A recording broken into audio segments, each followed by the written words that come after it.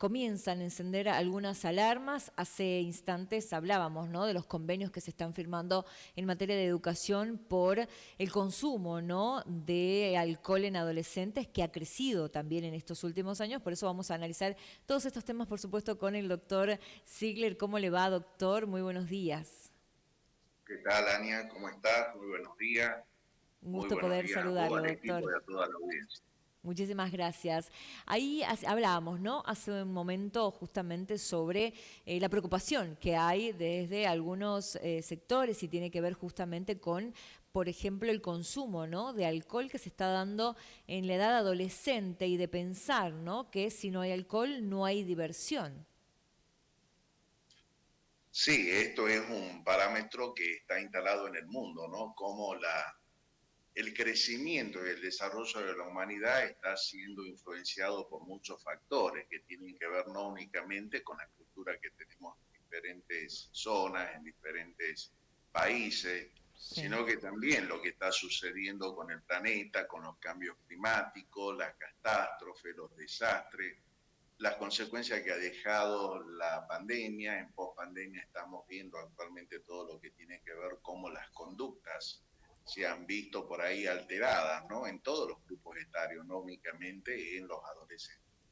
Lo que pasa es que el adolescente, en la adolescencia, que es la etapa de la vida que comprende entre los 10 y 19 años, que es lo que establece la Organización Mundial de la Salud, Sí. con todos los factores que le acabo de mencionar, se ha visto totalmente visibilizadas nuevas formas de adolescencia, Bien. porque no es únicamente esta edad de los 10 a los 19 años, sino que también se ve cómo nuestros niños se estresan por querer ser adolescentes sin tener la edad, o los adolescentes también se estresan por querer tener los mismos derechos que los adultos sin tener la edad.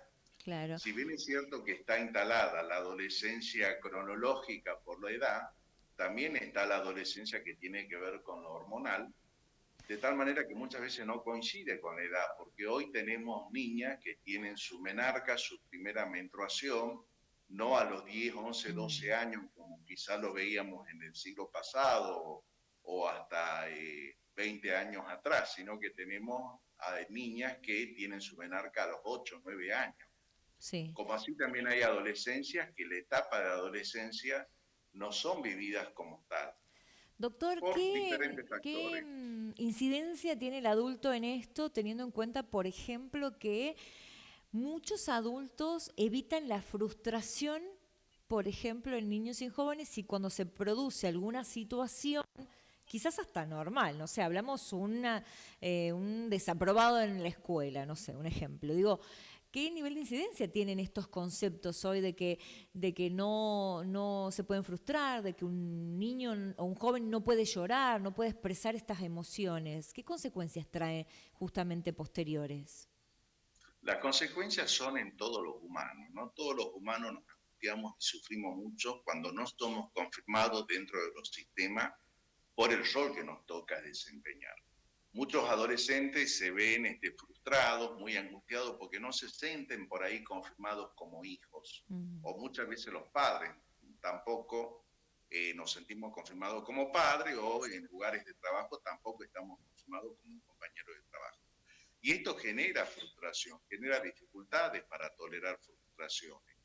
Hoy por hoy estamos en un mundo donde el vivir y el convivir es muy acelerado. Es como que no tenemos tiempo de mediar reflexiones y tenemos que completar inmediatamente las acciones. Este aceleramiento, por ejemplo, se ve con el uso de las redes sociales, Mm. con las series que tanto vemos por algunas plataformas. Es como que si tengo una serie de 10 capítulos, tengo que terminarlas de ver ya. No hay tolerancia a la espera. Y esto también tiene que ver con el comportamiento humano, ¿no? Que muchas veces, en base a este mundo cibernético informatizado que estamos atravesando cada día con mayor frecuencia, lleva a que todo tiene que ser cumplido en tiempo y horario, cuando muchas veces no se pueden lograr esos objetivos. Porque no es únicamente la inteligencia cognitiva, sino que Sí. también está la inteligencia emocional, que cada vez está más aplanada. Y justamente en esto, ¿no?, que acaba de mencionar sobre las redes sociales, ha cambiado mucho el paradigma, a mi apreciación, de los jóvenes, teniendo en cuenta que hay muchos estereotipos en estas redes sociales, en estos streamers. Digo, los jóvenes terminan siguiendo, ¿no?, estos cuadros o buscando la excelencia, ¿no?, o el parecido. Pero se descuida mucho lo emocional. Porque acá con el uso de las redes sociales, que son herramientas muy útiles, hay que saber hacer un uso racional de las redes sociales. Las redes sociales hoy por hoy nos están facilitando mucho algunas acciones que corresponden al pensamiento crítico, al razonamiento lógico, que no lo podemos llevar a cabo realizando una buena interpretación de texto. Y entramos en una aplicación y esa aplicación nos arma todo un PowerPoint, cuadro sinóptico, nos resume algunas temáticas que queremos usarla, pero se descuida mucho lo que tiene que ver con la estimulación de algunos centros del sistema nervioso, que son los que tienen que estar estimulados, tener cada vez mejor circuito neuronal, para que la persona aprenda a caminar sobre la vida defendiéndose y aplicando todas las aptitudes y actitudes que merecen el razonamiento en cada una de las acciones que hacemos. De tal manera que estamos viendo en nuestros adolescentes que sí, muy precozmente, el adolescente viene muy informado. Ya no es como la etapa anterior en la cual nosotros teníamos que dar algún tipo de clase o algún tipo de espacio como para poder tratar algunos temas que a los adultos nos cuestan mucho.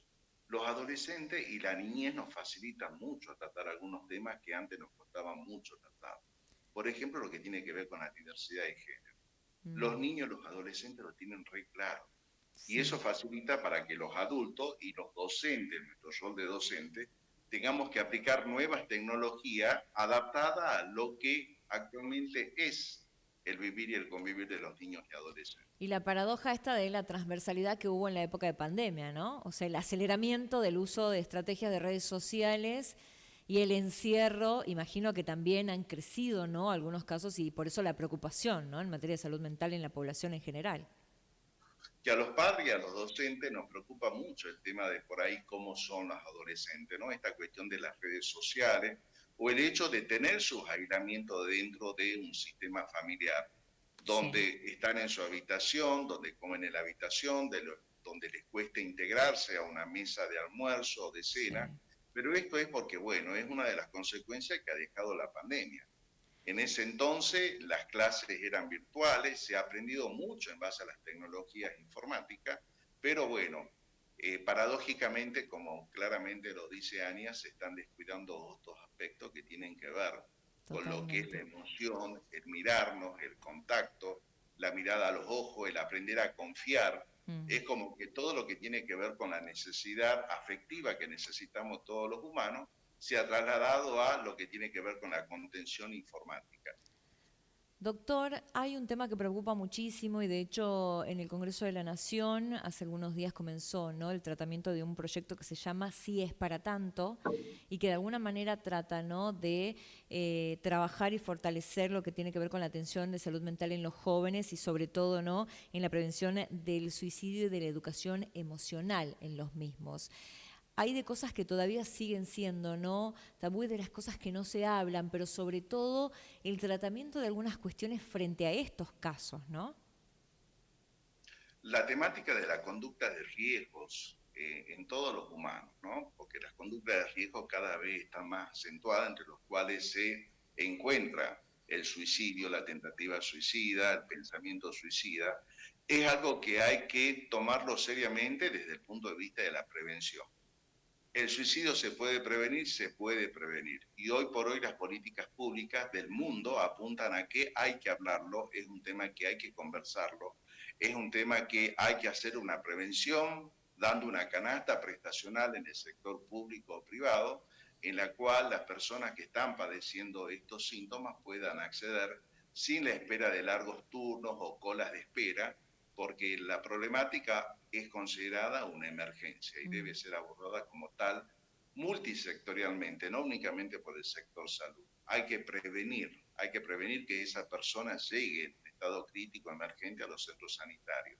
Y para la prevención hay que hablarlo a nivel educativo, dentro de las mismas familias, fundamentalmente lo que tiene que ver con las contenciones afectivas, ¿no? Y romper este esquema que el suicidio es un tabú, porque el suicidio en el siglo pasado, podríamos decir, porque se ha avanzado mucho en estos 24 años, siempre ha sido considerado un tabú, un fracaso para el Estado, un fracaso para la familia, un fracaso para la persona que decidió tomar esta decisión, y es una temática que hay que hablarla cada vez más.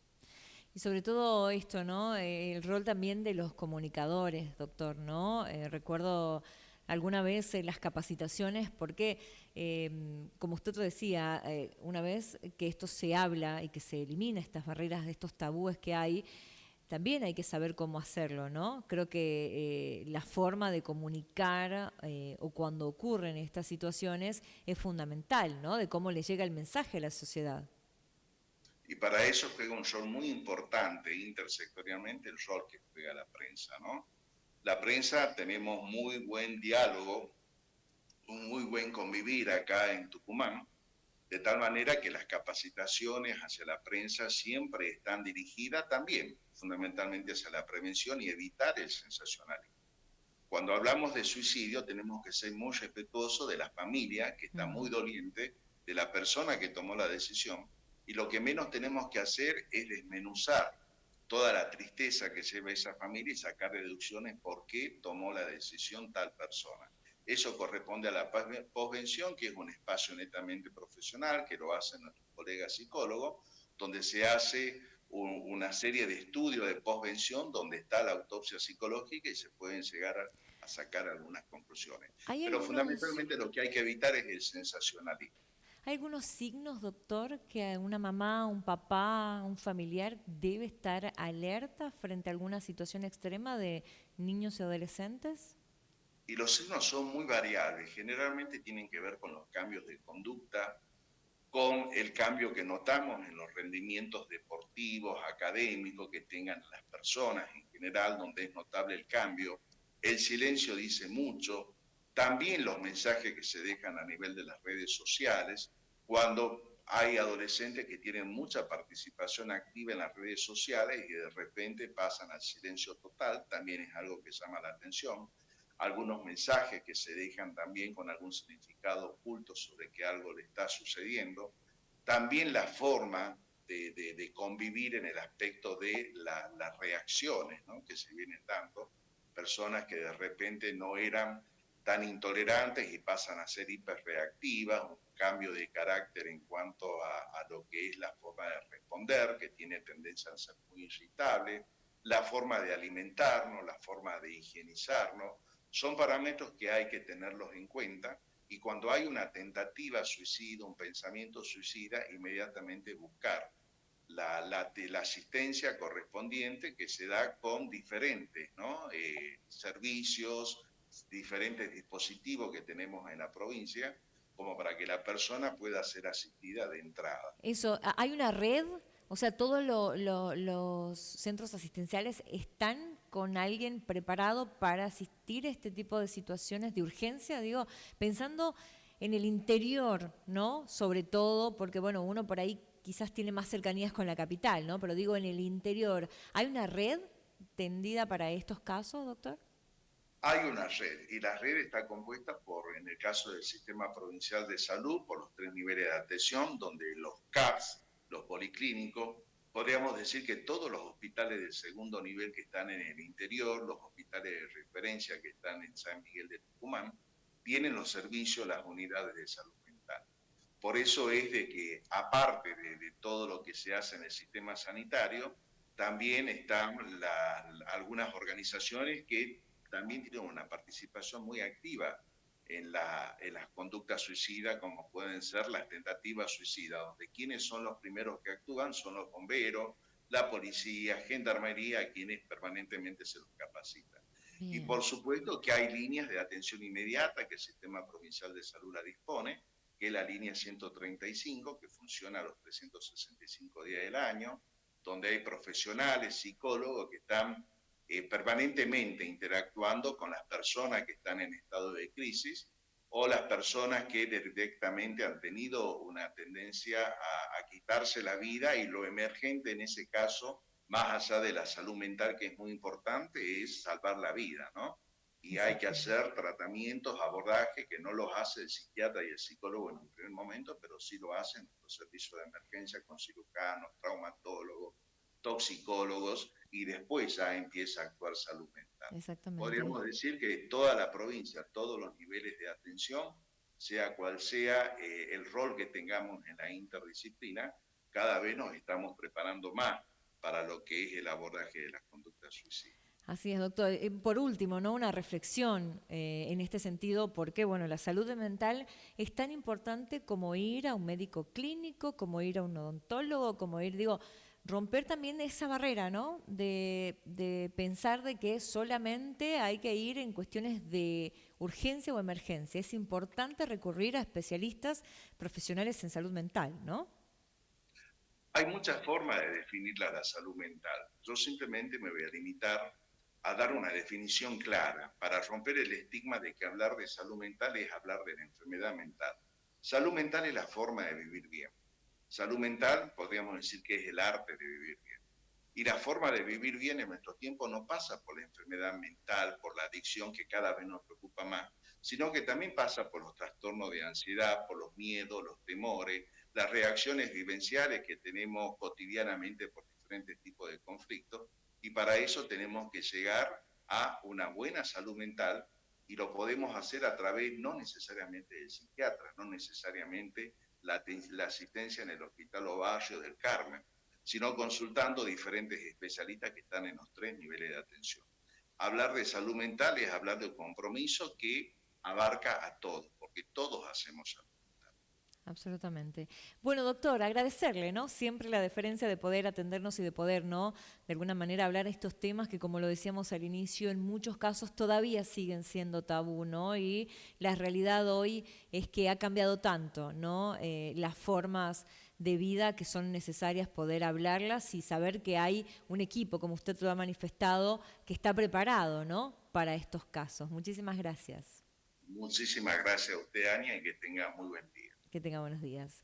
Ahí escuchábamos las palabras del doctor Walter Ziegler, especialista en salud mental, ex director, ¿no? Del área de salud mental de la provincia, hablando, ¿no?